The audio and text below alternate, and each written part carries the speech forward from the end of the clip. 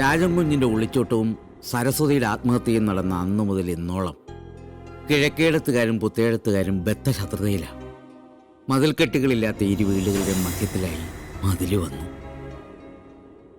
കിഴക്കേടത്ത് പാടത്തേക്കുള്ള വെള്ളം പുത്തേഴത്തുകാര് അവരുടെ അതിർത്തിയിൽ വെച്ച് ബണ്ട് കെട്ടി അടച്ചു.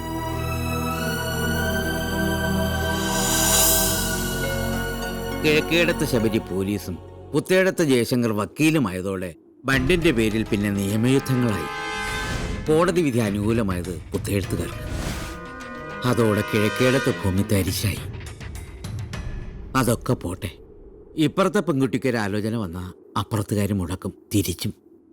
ഇപ്പം തന്നെ രാജൻകുഞ്ഞിൻ്റെ പെങ്ങൾ സുമിത്രയുടെ മകൾക്കൊരാലോചന തെങ്കാശിന്നാ. അതുമായി ബന്ധപ്പെട്ട് ചെറുക്കൻ്റെ വീട്ടിലേക്ക് വന്നതാ ഞാൻ. അത് മണത്തറിഞ്ഞ പുത്തേഴത്തുകാർ വഴിയിൽ വെച്ചെന്നെ ഇവനെ ചാക്കി കിട്ടിയ കനാലി തലയേക്ക് നിങ്ങൾ കണ്ടെത്തിയില്ലായിരുന്നെങ്കിൽ ഞാൻ അവിടെ കിടന്ന് സത്യം. അച്ഛനെന്താ ആലോചിക്കുന്നേ? ഏയ് ഒന്നുമില്ല. ആ മനസ്സ് ഞാൻ പറയട്ടെ. അച്ഛൻ കാരണം പിരിഞ്ഞുപോയ ആ രണ്ട് കുടുംബങ്ങളും ഒന്നിക്കണം. എല്ലാവരും ഒരുമിച്ച് വീണ്ടും സ്നേഹത്തോടെ കഴിയണം, അല്ലേ?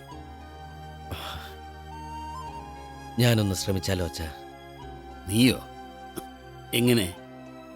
അയ്യപ്പൻ നായർ പോകുമ്പോ ഞാനും കൂടെ പോവാം. എൻ്റെ പൊന്നുമോനെ, ഇനി ഞാനില്ല അങ്ങോട്ട്. എന്നെ കണ്ട അവർ തല്ലി കൊല്ലും. ഞാൻ ഈ രാജൻകുഞ്ഞിൻ്റെ കൂടെ ഇവിടെ എങ്ങാനും നിന്നോളാം. എങ്കിൽ ഞാൻ ഒറ്റയ്ക്ക് പോവാം.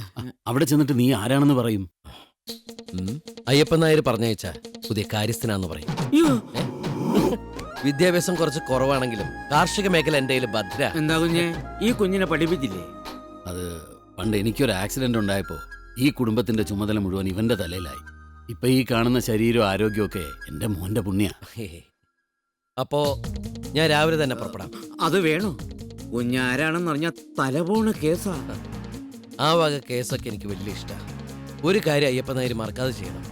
ഒന്ന് വിളിച്ചു പറയണം കിഴക്കേടത്തേക്ക് പുതിയ കാര്യസ്ഥൻ വരുന്നുണ്ടെന്ന്.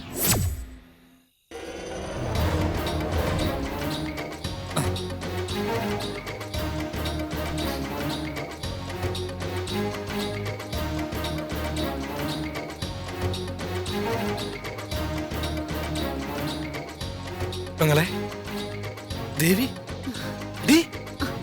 ഇത് ഞാനാ. ഏട്ടൻ, നീ ആ പുറകിലത്തെ വാതിൽ തുറക്ക്. ഏട്ടൻ എന്നാ ജയിലിന്ന് ഇറങ്ങിയേ? 2-3 ദിവസമായി. ഒന്നും കഴിച്ചിട്ടുണ്ടാവില്ലേ? വാ. ആ നാട്ടിൽ അന്വേഷിച്ചപ്പോ അറിഞ്ഞത് നീ പുത്തേഴത്തെ വീട്ടിൽ അടുക്കള പണിക്ക് നിൽക്കുന്നു. അടുക്കള പണിക്കാരുടെ മുറി എപ്പോഴും അടുക്കളോട് ചേർന്നായിരിക്കുമല്ലോ, അതുകൊണ്ട് കണ്ടുപിടിക്കാൻ ബുദ്ധിമുട്ടുണ്ടായില്ല. എന്നൊരു വേലക്കാരിയായിട്ടല്ല, സ്വന്തം മകളെ പോലെ ഇവിടെ എല്ലാരും കാണുന്നേ. നന്നായി. ഏട്ടനൊരു കള്ളനാണെന്നറിഞ്ഞ നല്ലൊരു മോഷണം ഒത്തുവന്നാ അന്ന് ഈ പണി ഞാൻ നിർത്തും.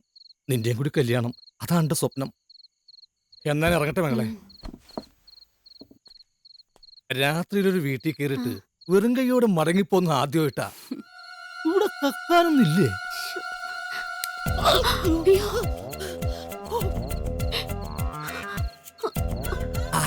പേച്ചറമ്മാവൻ ഇവിടുത്തെ മുത്തശ്ശന്റെ അനിയനാ. കണ്ണിന് പരിക്കുപറ്റിയപ്പോഴേ പട്ടാളത്തുനിന്ന് പറഞ്ഞു വിട്ടു. അപ്പൊ കാഴ്ചയില്ലേ? കുറേശ്ശെ കാണാം.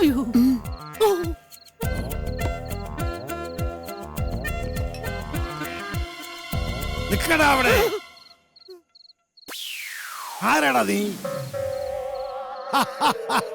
മാധവനായിരുന്നോ? ഞാൻ വിചാരിച്ചു വല്ല കള്ളന്മാരുമായിരിക്കുമെന്ന്. നിനക്ക് എന്താണ് രാത്രി ഉറക്കമൊന്നുമില്ലേ? ഞാൻ സാധാരണ രാത്രി ഉറങ്ങാറില്ല. നിന്റെ ശബ്ദത്തിന് എന്താ ഒരു പരപരപ്പ്? സമയദോഷം, ജലദോഷം. ആ തണുത്തൊന്നും കഴിക്കണ്ട കേട്ടോ. നീ വാ. നീ കാർഗിൽ യുദ്ധത്തെ പറ്റി കേട്ടിട്ടില്ല? ഏറ്റുമാനൂർ ക്ഷേത്രത്തിൽ വിഗ്രഹമോഷണത്തെ കുറിച്ച് കേട്ടിട്ടുണ്ട്. നീ ഏറ്റുമാനൂർ ക്ഷേത്രത്തെ പറ്റി പറഞ്ഞപ്പോൾ സുവർണ ക്ഷേത്രത്തെ പറ്റി ഞാൻ ഓർത്തു പോവുകയാണ്. വിദ്യുന്മാരാ ഗ്രൂപ്പ് അപ്പുറത്തും 21 ബറ്റാലിയനുമായി ഞാൻ ഇപ്പുറത്തും. പിന്നെ അങ്ങോട്ട് വെടിയോ വെടി. എന്തൊരു തണുപ്പ്!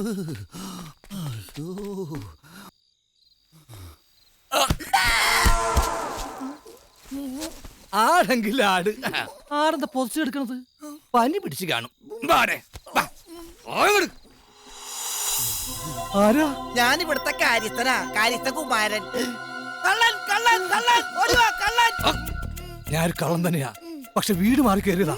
ഓ, കിഴക്കേടത്ത് കക്കാൻ വന്നതാണോ? അതെ. ശത്രു കുടുംബത്തിൽ കക്കാൻ വരുന്നവനെ പ്രോത്സാഹിപ്പിക്കണമെന്നാണ് ഇവിടുത്തെ നിയമം.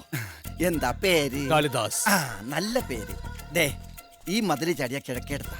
അവിടെ കാര്യമായിട്ടുള്ളത് അറിയോ? പിന്നെ പഞ്ചലോക വിഗ്രഹങ്ങൾ, വെള്ളിപ്പാത്രങ്ങൾ, പെട്ടി നിറയെ പൂത്ത കാശ്, സ്വർണ്ണാഭരണങ്ങൾ. മതി മതി, ഇനിയും കേൾക്കാനുള്ള മുസ്ലിം പവർ ഇദ്ദേഹത്തിനില്ല. അയ്യോ, ഒന്ന് കുനിഞ്ഞു തരൂ. എന്തിനാ? അല്ല ഈ മധുരന്ന് ചാടാ. ഇതൊന്ന് വിരിക്കട്ടെ കേട്ടാ. ഇരിക്കോ, ചവിട്ടിക്കോ. ശ്വാസം പിടിച്ചോട്ടാ. കള്ളനാണെങ്കിലും ഒരു കുള്ളന്റെ ഭാരം. ഈ മുതുകൊണ്ടുള്ള സഹായം ഞാൻ ഒരിക്കലും മറക്കില്ല. ഈ മുടിഞ്ഞ ഭാരവും ഞാൻ മറക്കില്ല.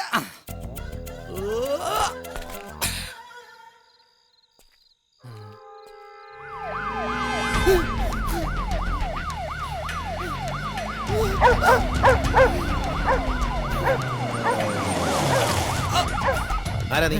പിടിച്ചേനെ, കുഴപ്പമില്ല. നിക്കടാ അവിടെ. ഈ പാലക്കാട് റെയിൽവേ സ്റ്റേഷനിലേക്ക് ഇതിലേ പോയാൽ മതിയാ. നിനക്ക് ഞാൻ പാലക്കാട് റെയിൽവേ സ്റ്റേഷൻ കാണിച്ചു തരാം.